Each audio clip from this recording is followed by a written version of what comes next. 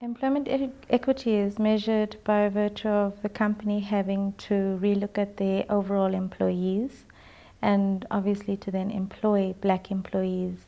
And the measurement of that is done if the business is 0 to 5 years, if it's been trading for 0 to 5 years.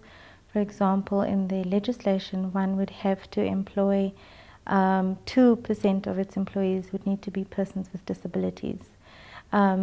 If the business is trading for 6 to 10 years, then 3% of the employees would need to be persons with disabilities. And as such, the percentages vary for the different management levels within the company as the business trades, for as long as the business is trading. The adjusted recognition for gender is where the business is, it gains bonus points in the verification process if it has employed a certain amount of females within the business.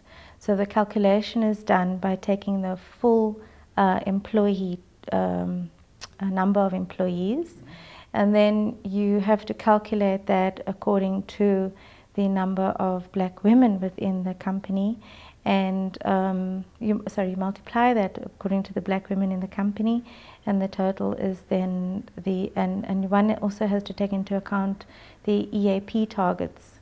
So the EAP targets is the economically active population.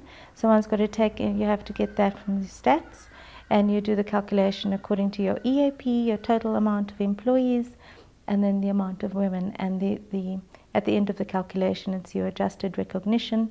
But a company cannot employ or have in its employee more than 50 females. 50% of its total employees shouldn't be more than 50 females. Then the recognition is actually not taken into account.